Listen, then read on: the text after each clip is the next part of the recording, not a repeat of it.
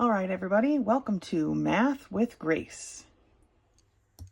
Today we're going through Algebra 2, Book 8, Lessons 6 through 10. Lesson 6 begins on page 20 and it's titled Translated Exponential Functions. So just like every other graph we've done, exponential functions can be translated as well. It says the graph of an exponential function shifts or translates vertically with changes to the constant. Okay, so vertically right here with changes to the constant. So they're adding another constant, right? And horizontally with changes to the exponential term. So here it's moving to the side because they actually added, it's real small, but look in your book, they added a plus 2 to the exponent, okay? Adding a constant to the exponent translates the graph left. Subtracting would move it to the right. Adding a constant to the exponential term shifts the graph up, while the subtracting the constant moves it down. Okay, up and down, left and right. Here's a combination of the two. All right, so taking a look at example 1. State whether this function is increasing or decreasing. Well, it's a fraction, so it's definitely going to be decreasing. And then they want you to sketch it using these points. The homework is the same way. They give you a certain set of points. So we know it's going to be decreasing because it's a fraction, right? And from there, we just have to put in the values of the points they gave us and work it through, right? Just like we always have. X to the negative 2, but remember up here now we have x plus 2. So negative 2 plus 2 is 0. 1/3 to the 0 power should be a 1. So let's see where we went wrong here. Negative 2 plus 2 is 0. 0 to the 1/3 power, 1/3 to the 0 power is 1. So that's interesting. I feel like they graphed this backwards. So this should be a 1. Negative 1. So we have, I'll do this next point. We have 1/3 to the negative 1 plus 2 power, or 1/3 to the 1 power, which is 1/3. Okay, so this book is brand new, and there definitely are some errors, and so we are uncovering some right now.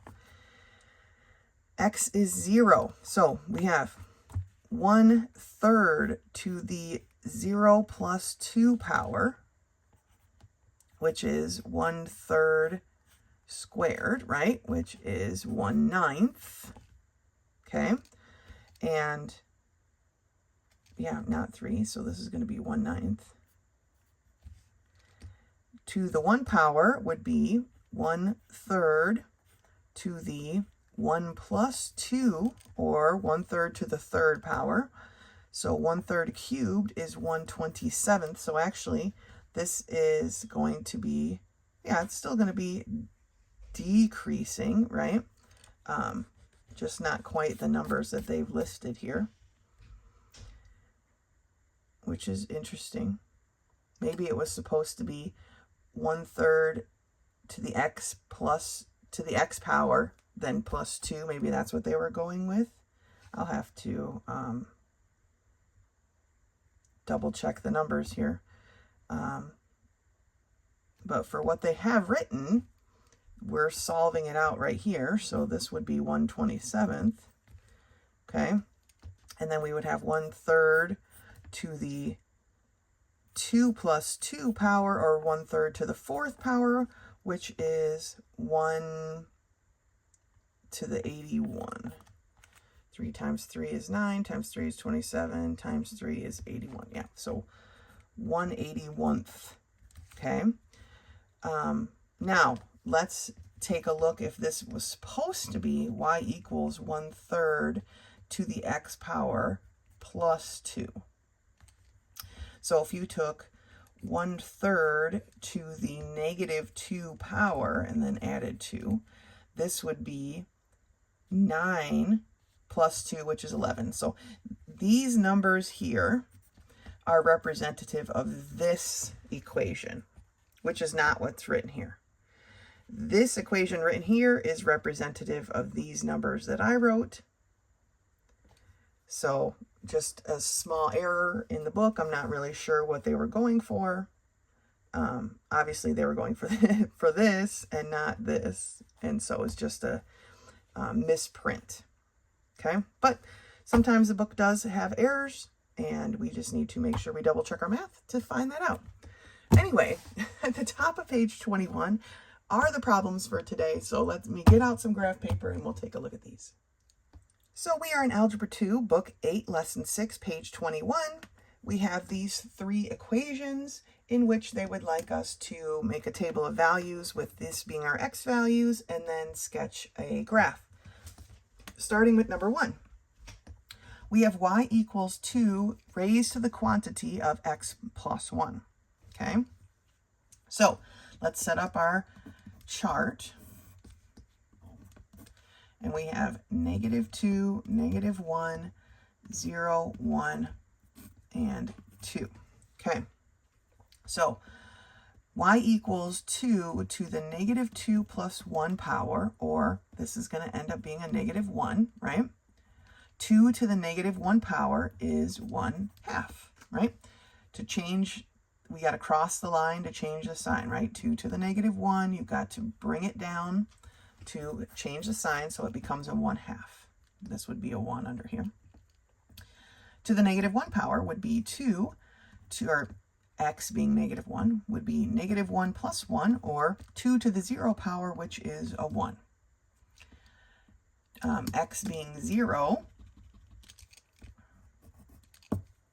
for x being 0, we have 2 to the 0 plus 1, or 2 to the 1 power, which is a 2. X to the 1 is 2 to the 1 plus 1, or 2 squared, so 4. And for 2, we'd have 2 to the 2 plus 1, which is 2 to the 3rd power, or 8. All right, so I'm going to set up a graph and then we'll graph it. All right, I just set up a simple graph. It's very positive y heavy because we got to get up to this 8, right? But my x values aren't very big, so I just made a simple graph. Our first point is at -2, 1/2. So I'm going to go -2 and 1/2 and put a point. And then I have -1, 1, 0, 2, 1, 4. So 1, 2, 3, 4. And 2, 8, 5, 6, 7, 8. I guess I made it much larger than I needed to, but that's all right. And then we just sketch our line to look a little something like that. Okay, so there's just a basic sketch of the points that we've plotted. Okay, let's take a look at number 2. For number 2, we have y equals 2 to the x power plus 1. Okay, so we're going to set up our chart. And it's the same points for all these problems. So we have -2, -1, 0, 1, and 2. Okay, so 2 to the -2 power plus 1. Okay, well, 2 to the -2 power is 1 over 2 squared, which is 1/4. 1/4 plus 1 would be 1/4 plus 4/4, or 5/4. Okay, so this is 5/4, or 1 1/4, however you want to think about it. 2 to the -1 power plus a constant of 1. 2 to the -1 power is 1/2. So 1/2 plus 2 over 2, because that's what a 1 is, gives me a 3 over 2. So this is 3 over 2. For the 0, I have 2 to the 0 power plus 1, or 1 plus 1, 2. Then I have 2 to the 1 power plus 1. 2 to the first power is 2, plus 1 is 3. And then I have 2 squared, or to the second power, plus 1. This is 4, plus 1 makes it 5. So here are my points, okay? So I am going to go ahead and set up a graph for that. I didn't make this one quite so big because we're only going up to a 5. So our first point that we figured out is at 2, 5/4. So, or sorry, -2. So -2 and 5/4, remember, is 1 1/4. So it's going to be like right here. And then we have 1 and 3/2, which is 1 1/2. So -1, +1 1/2. Then we have 0, 2. So 0, 1, 2. 1, 3. So here's a 1, 1, 2, 3. And 2, 5. 2, 1, 2, 3, 4, 5. Ooh, this new pencil that I got is squeaky. I hope it's not coming across on the video. So that's going to kind of look like that, all right? Figuring out our points, very basic, plotting them, sketching a line, okay? Number 3, combination of both things, right? We have y equals 2 to the quantity x plus 1, okay? So just like before, we're going to set up our xy chart, and we're using the same points, -2, -1, 0, 1, and 2. So for the -2, we have 2 to the -2 plus 1 power plus 1. This is to the -1, so we have 2 to the -1 power, which becomes a 1/2. So 1/2 plus 2/2, which is 1, gives me the 3/2. So this is 3/2. For the -1, we have 2 to the -1 plus 1, right? So 2 to the 0 power, which is 1, plus 1, which is 3. Then we have 0, x being 0. So 2 to the 0 plus 1, and then we got our plus 1 constant over here. 0 plus 1 is 1, 2 to the first power is 2, plus 1 is 3. Oh, my mistake. I'm like, how can I have 2 3s in a row? Because 2 to the 0 power is 1. 1 plus 1 is only 2. Bonk, okay? Even I make mistakes sometimes, right? We're only human. Okay, but we got to check our work. And 2 3s in a row is no bueno. All right, here is a 1. So x is 1. So 2 to the 1 plus 1, and then I've got my constant plus 1. So 1 plus 1 is 2. 2 squared is 4. 4 plus 1 is 5. And finally, I have 2 to the 2 plus 1, plus 1. 2 plus 1 is 3. 2 cubed is 8. 8 plus 1 is 9. All right, so here are my points. I'm going to set up my chart, and we can graph it. So my first point is at -2, 1 1/2, or 3/2, right? Then I have -1, 2, 0, 3, 1, 5, and 2, 1, 2, 3, 4, 5, or 1, 2, 3, 4, 9, right? So 1, 2, 3, 4, 5, 6, 7, 8, 9.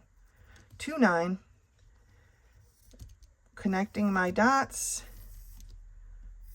looks a little bit like this. Okay? And there you go. There you have it. That is translating our exponential functions. Nothing too crazy, right? We got to watch our math here because, right, I made a mistake on that one. Just got to watch our math. But other than that, it's not anything you guys can't handle. You're doing a great job. Go ahead and finish the rest of lesson 6 and meet me back here for lesson 7.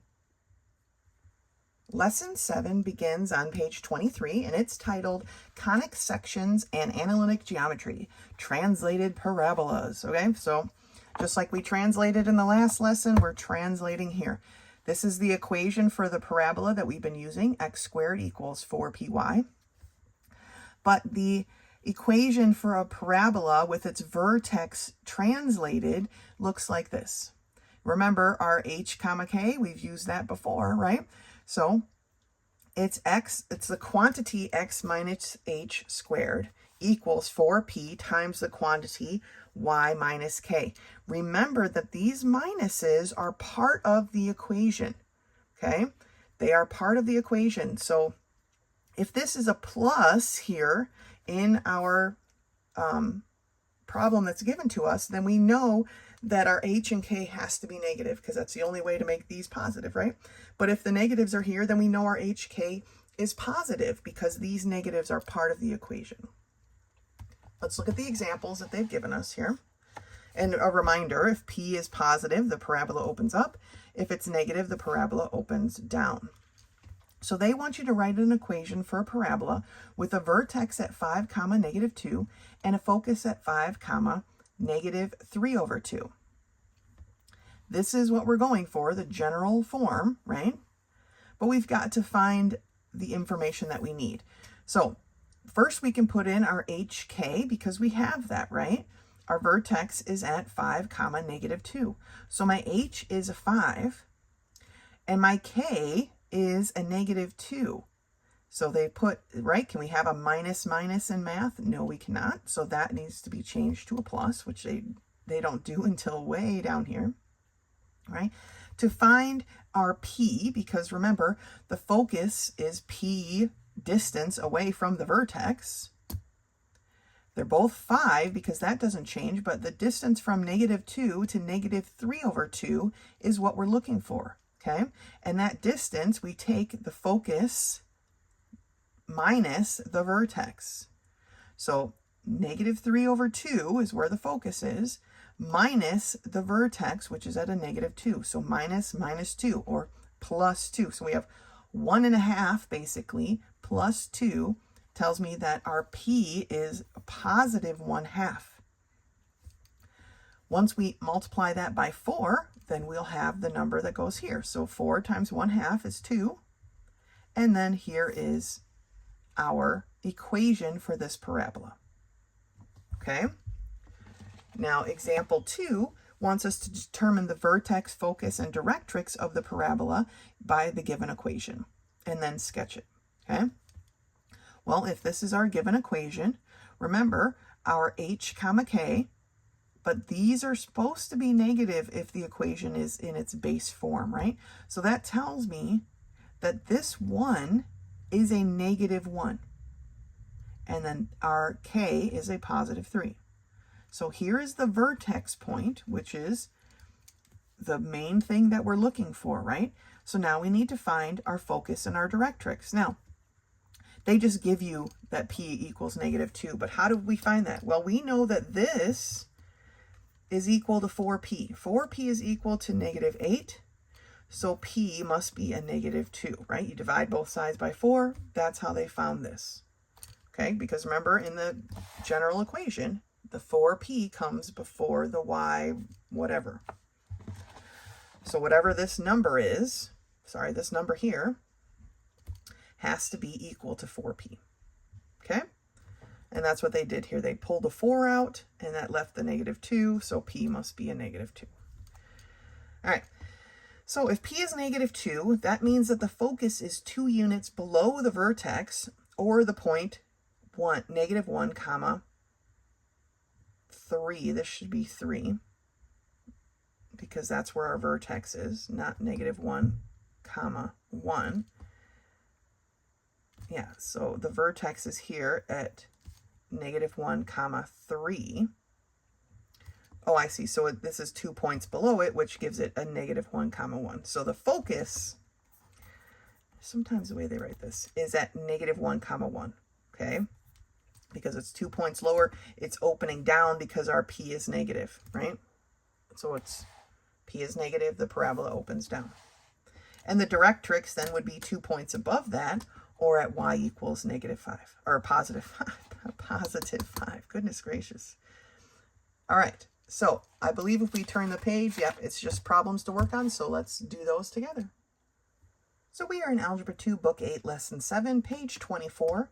We're going to start with problem 1. They want us to find the vertex, focus, directrix, and then sketch it based on the equation. So we have the quantity x minus 2 squared equals 2 times the quantity y minus 1.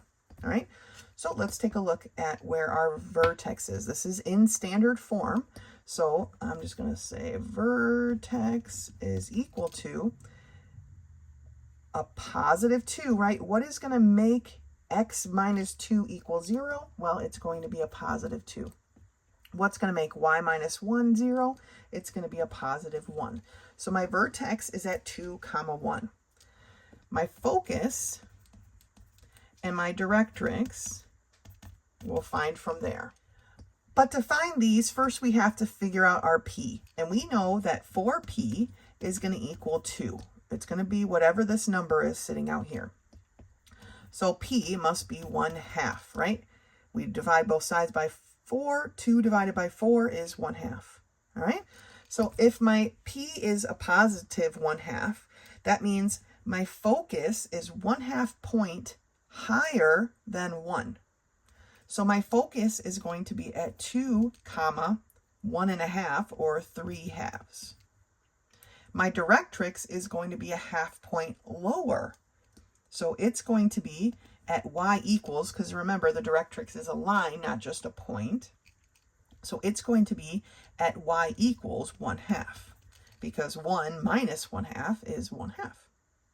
So now we're ready to graph. Let me set up my coordinate plane real quick. So before I actually graph this all the way, I'm going to find a couple more points. I know my vertex is at 2, 1, so I'm going to go out from there, right? So instead of 2, let's choose let's see. I kind of like to have these be something that's easily squarable, right? If I make it a 1, positive 1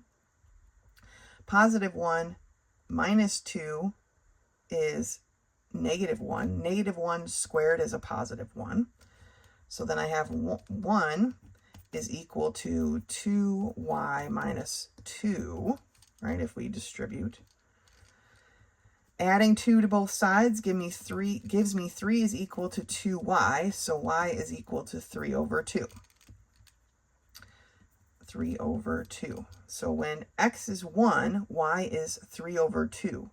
That tells me also when x is 3, that should be the same answer, right? Because it's the line of symmetry is at 2. So then let's get 0, okay, when x is 0. When x is 0, 0 minus 2 is a negative 2. Negative 2 squared is 4. So I have 4 is equal to 2y minus 2. I'm going to add 2 to both sides, so I have 6 is equal to 2y, so y is equal to 3. Oh my goodness. So y is equal to 3. All right, so that is enough for me to plot. Technically, that's 3 points. My vertex is at 2, 1, so positive 2, positive 1 is my vertex. The other point that I have is at 1 and 1.5, so 1, positive 1x, positive 1.5 y, but I'm going to go across this line of symmetry. Remember, this is my line of symmetry, and so I know there's going to be a point here as well. And then when I'm at x equals 0, y equals 3, 1, 2, 3. That is 2 points for my line of symmetry, so if I go 2 points past it, there'll be another point there. So my parabola is going to look like this approximately. My focus is at 2, positive 2, positive 1.5, right there. And my directrix is y equals 1/2. So there is my graph. Okay, translated, because we're not at 0, 0, right? Looks great. All right, let's look at the rest of these problems together. All right, for these particular problems, they want us to write the equation of the graph, given the vertex and the focus for 2 through 5. So for problem 2, we have a vertex at 1, 3 and a focus at 1, 2. First thing I want to do is to figure out the value of p. And so remember, to figure out the value of p, it's the y value. So p is going to equal the y value of the focus, which is a 2, minus the y value of the vertex, which is a 3. So my p is equal to a -1. Now that we have that sorted out, we can go ahead and write this equation.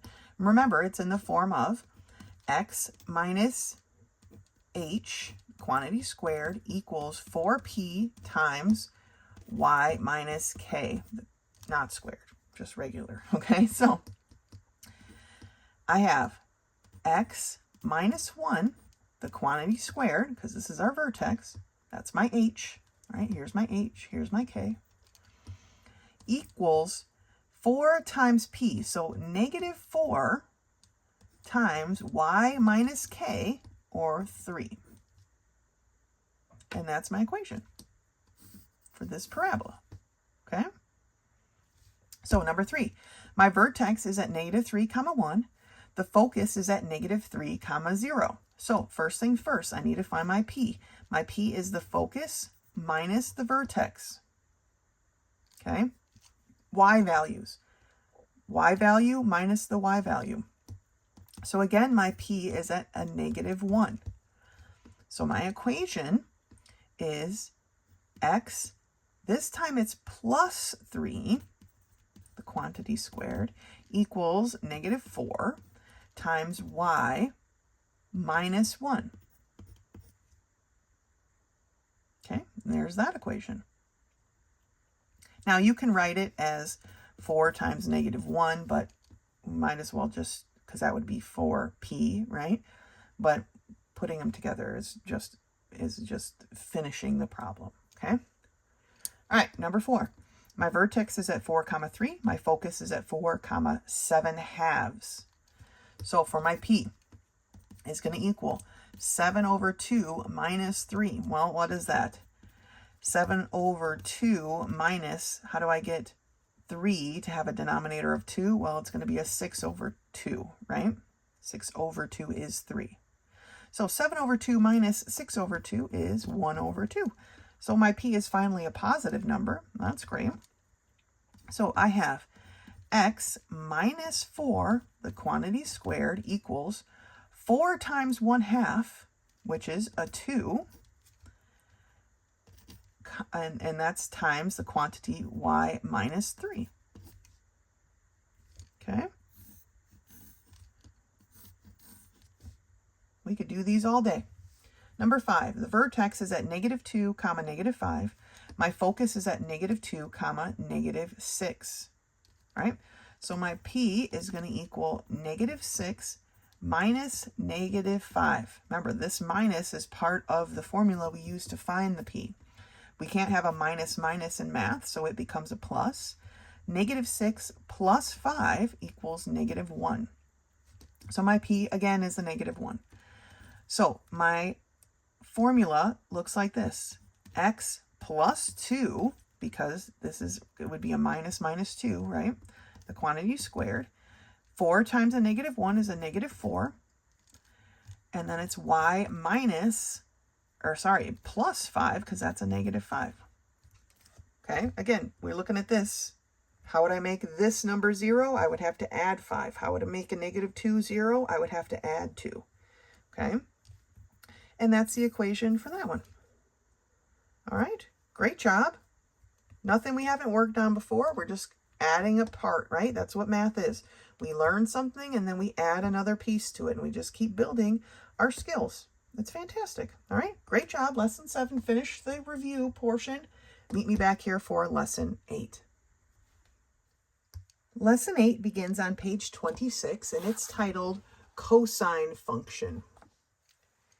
Now it says here that the cosine function, or f of theta equals cosine theta, relates to specific cosine ratio to each angle input into the function. Note that the wave created by the cosine function has the same period and amplitude as the sine function. However, the graph of the cosine function is out of sync by 90 degrees, or pi over 2 radians compared to the sine function. So where our sine function started here at 0, 0, our cosine function is always going to start at 0, 1, or 0 and whatever the amplitude is. And then it goes down and back up. It kind of looks like a bowl. Okay? It's slightly hitched off of, here is the dotted line is the sine. So it's 90 degree off of the sine function. Okay? But they have this nice little chart, just like they did with the sine function. It says the function values for cosine duplicate those of the sine function. So I wrote down the degree markers here for each of the radians that they have listed. And of course, they say that y equals a cosine bx is the standard or general form. And the the way that we find the amplitude and the period is exactly the same as the sine function. I'm going to slide up here to the top of page 27. It says to sketch the graph of the cosine function, you follow the same steps as for the sine function, except you start with the maximum value at x equals 0, followed by the x-intercept, then the minimum, then an x-intercept, and then back to the maximum, okay? It just starts at a different place. Now, a note here, we don't normally talk about the notes off to the side, but this one's rather important. It says a negative sign in front of the sine or the cosine function will reflect the graph across the x-axis. It's going to flip it. It's going to twist it, basically. The graph of the cosine would begin with the minimum rather than the maximum. So it just kind of spins it around the other way. If you think of the x-axis as like a pitch, you can just pitch it around and it would, instead of being a bowl, right, it would be a mound. All right, but let's take a look at example 1 here. It says sketch the graph of the function y equals cosine 2x superimposed over the sketch of the basic cosine wave. So because our a is a 1, right, this invisible 1, in the equation the amplitude is 1. Because our b equals 2, we take 2 pi divided by 2 and see that our period is pi. But then we have to divide our period by 4 to figure out where our main points are, okay? So pi divided by 4 is pi over 4. So every pi over 4 units is somewhere we're going to cross. So we start at 0, 1. And then our next point is at pi over 4, 0. And then at 2 pi over 4s, or pi over 2, we're at -1. Okay? And then at 3 pi's over 4, which is here, I wish they would have marked their graph a little bit better, we're at 0. And then at pi, we're back to a positive 1. This should be a 1 right here. Okay? So they sketched the regular cosine, and they sketched the y equals 2, or cosine 2x there, okay? So, of course, the basic one is the dotted line, and the one that we are doing is the solid. So that leads us right into our problems for the day. So let's do those together. So we are in Algebra 2, Book 8, Lesson 8, page 27. I wrote the standard y equals cosine x. I wrote the points up here just to give us some reference for, for when we're superimposing our regular one. I just wrote them up there. I like to do that since we're going to be using them over and over. But right now we're given y equals 2 cosine of x for problem number 1. So first thing we need to figure out is our amplitude. Easy enough, right? Our amplitude is 2 because this is the a portion, right, of the y equals a cosine of bx, right? So my a is 2, so my amplitude is 2. Then for my period, I'm going to take 2 pi divided by the 1 that's here, or 2 pi is my amplitude. Now, I need to find my points, right, where it's going to be either at its maximum or minimum or crossing the x-axis. So I'm going to take this 2 pi and I'm going to divide it by 4. That tells me at pi over 2, every pi over 2 is going to be a point where it does something. So what are the values of this one? Well, we're starting at 0, 2, right? Because for the cosine, remember, we're starting at the maximum. And then we're going every pi over 2 spaces. So the next step is pi over 2, 0, because we're going to come down. That's the general shape, right? It starts high and it goes down and then back up. Okay? So going down, I'm all discombobulated here. Okay, so then I need 2 pi's over 2, which is going to be just a pi, right? And then I'm going to be at -2. Then I need 3 pi's over 2, okay? And I'm going to be back at 0. And then I am going to be at 4 pi's over 2, which is just 2 pi. and I'm going to be back at my maximum, which is a 3. So those are the values for this graph. And remember, we're going to superimpose it over this one. Okay, so let me set up my chart. Remember, we're doing a basic graphing here, so we don't have to get super technical. So I just made a nice simple, I went every other line just to give myself room. But if you look here, between this one, 2 cosine of x and cosine of x, right? All of my x values are the same. 0, pi over 2, pi, 3 pi over 2, 2 pi. So those are the only ones that I need. All right, everything in between is whatever. It's just that this one, its amplitude is 2, and the regular one is amplitude of 1. So I'm going to graph the amplitude 2, 1 first, this one, the actual problem number 1. So I'm starting at 0, 2, pi over 2, 0, pi negative 2, 3 pi over 2, 0, and 2 pi 3, or sorry, 2 pi 2, okay, which is here. So this is my solid, and I'm just,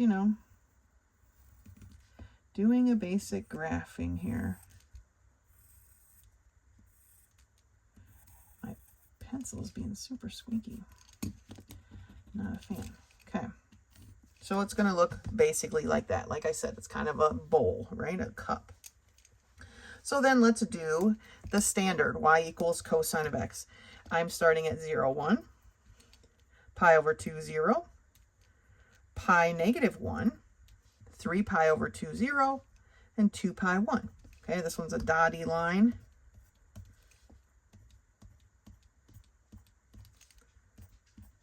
So it looks like that. All right. So nothing super complicated about this cosine. It's just we've got to remember where it starts compared to the sine, right? So number 2 then is y equals 2 cosine of 3x. Again, we're going to start with our amplitude, which is 2, because that's what's in our A position right here.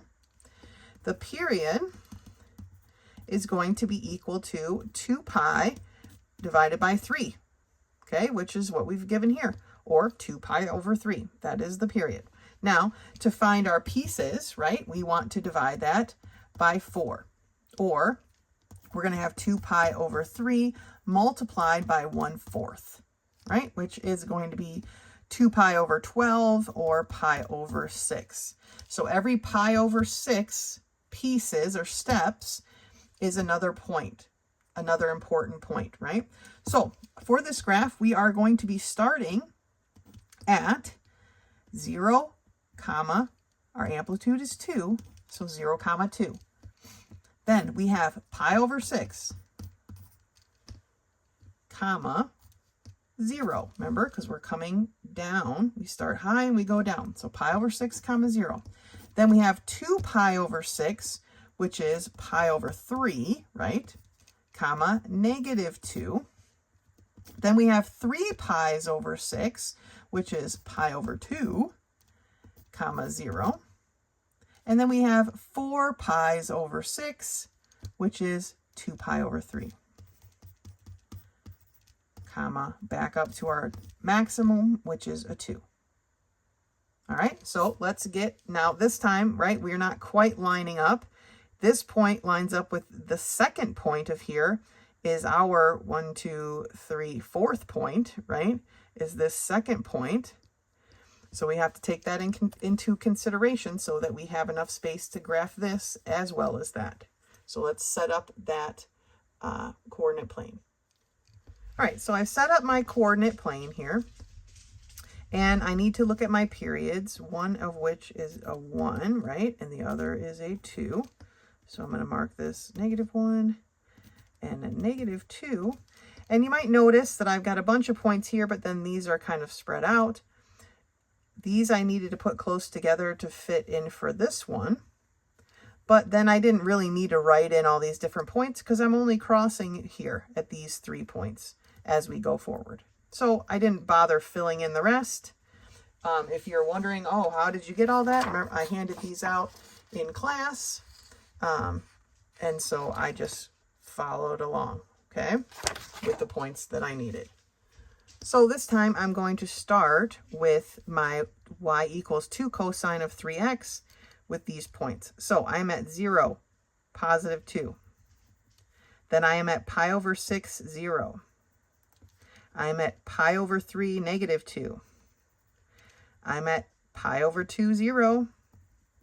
And at 2 pi over 3, I am at 2 again. So this one is real tight. I didn't want to use up a ton of space, but I wanted to also keep it symmetrical with this graph of the standard cosine wave. All right, so there's my bowl shape, right?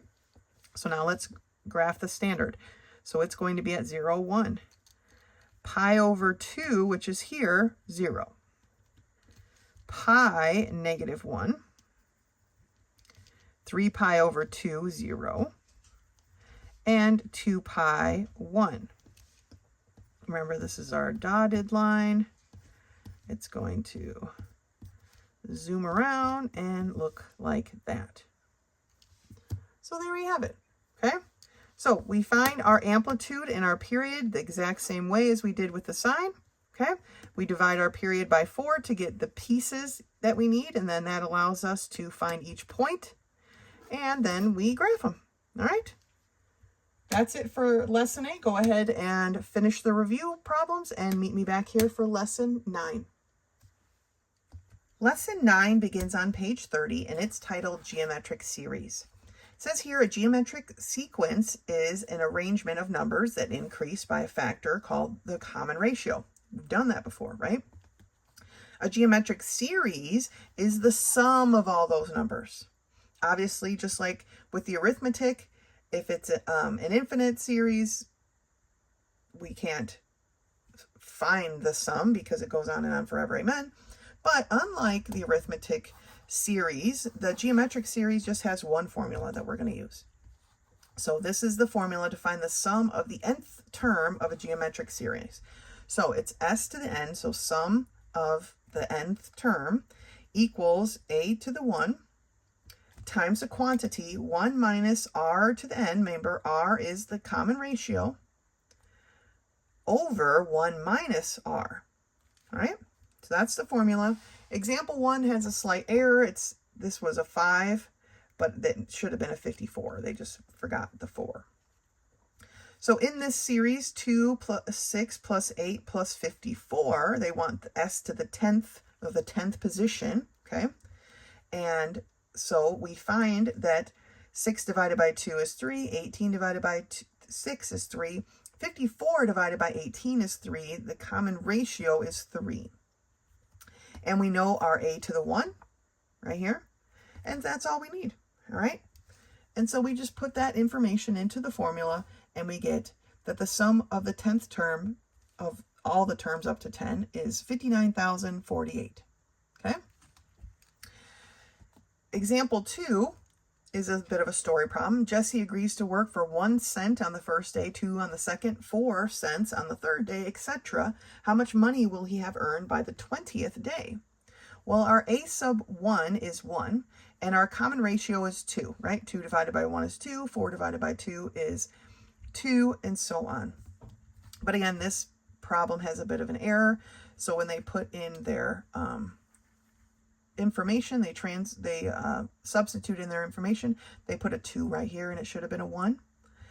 All the rest is set up correctly, but it does change our answer, right? So S sub 20 is 1,048,575, but remember we're talking about cents, so actually it's $10,485.75 is what he would be earning on the 20th day, which is pretty amazing if somebody actually agreed to that. I doubt it would hold up in court. Anyway, that leads us to the problems for today, so let's do those together. All right, we are in Algebra 2, Book 8, Lesson 9, page 31. I went ahead and wrote the formula here at the top. Problem number 1 gives us the series 3, 6, 12, 24. And they want the sum of the first 10 positions. So 6 divided by 3 is 2. 12 divided by 6 is 224 divided by 12 is 2. So our common ratio equals 2.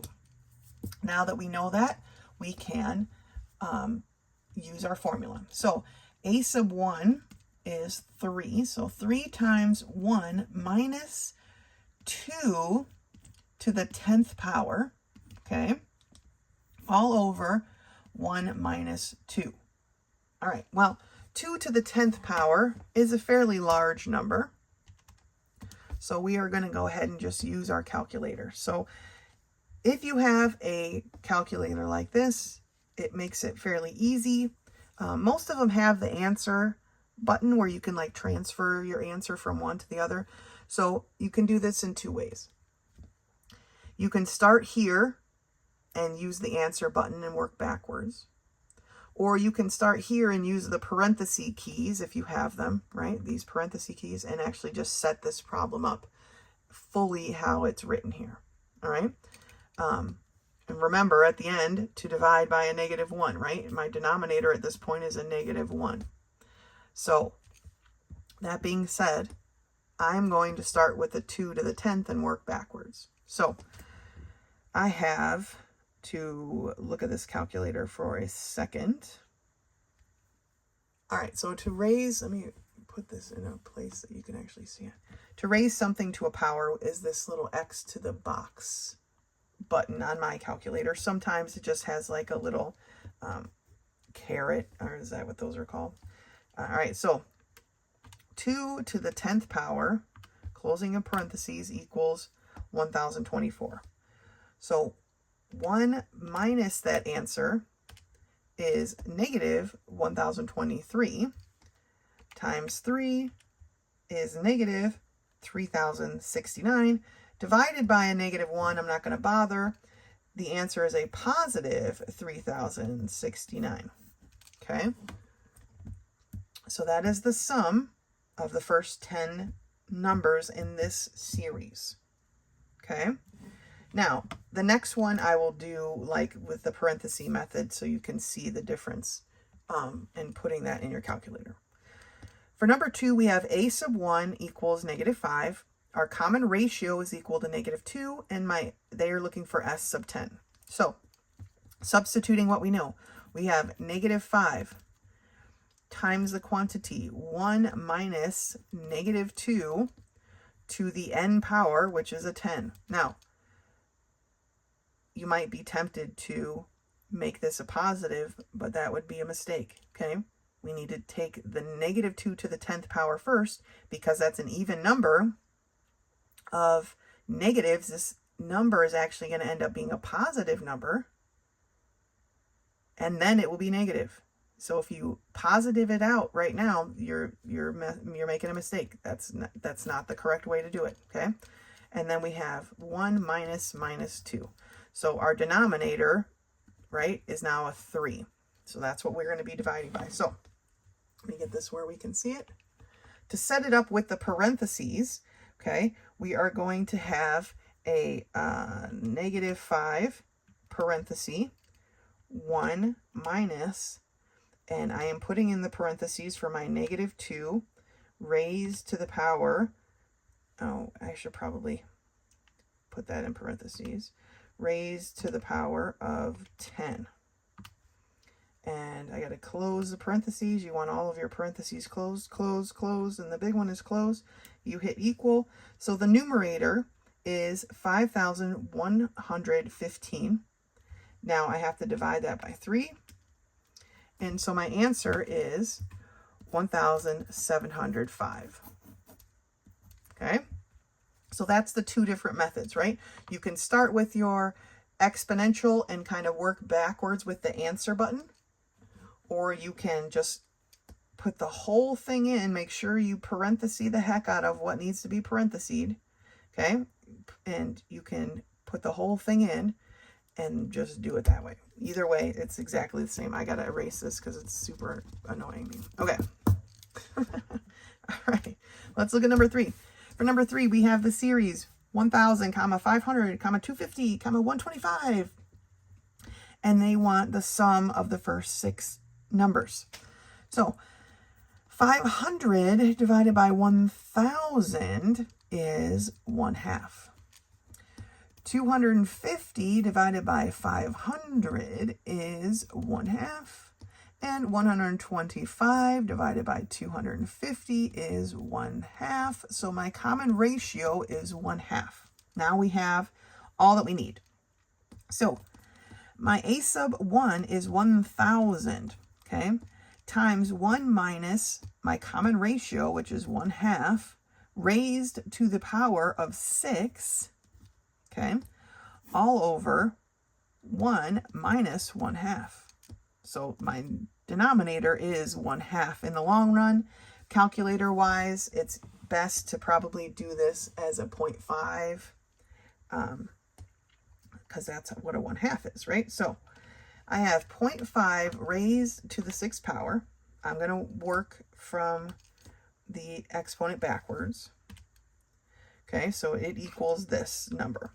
And then I have 1 minus that answer is that number. And then I have that times 1,000 equals 984.375. And then I'm dividing it by 0.5. So my sum, sub 6, is 1,968.75, or 3/4, okay? But this number is good enough. When we're talking about sums, I will allow decimals, okay? All right, number 4, last one. Our a sub 1 is 1, our common ratio is 3, and they want the sum to the 10th position. So a sub 1 is 1. 1 times 1 minus our common ratio raised to the 10th power, all over 1 minus our common ratio. So my denominator is going to be a -2. That being said, let's take a look at this. So I have 3 raised to the 10th power, okay? Then I have 1 minus that answer, okay, is now a -59,048, times 1, who cares, divided by a -2. So my answer is 29,524. And that is the sum to the 10th position, okay? So this one's a bit easier than the arithmetic series because we just have the one formula and the one step, all right? But that's it for lesson 9. Go ahead and finish the review problem. Lesson 10 is a quiz. And like always, if you have any questions, do not hesitate to contact me. Otherwise, until next time.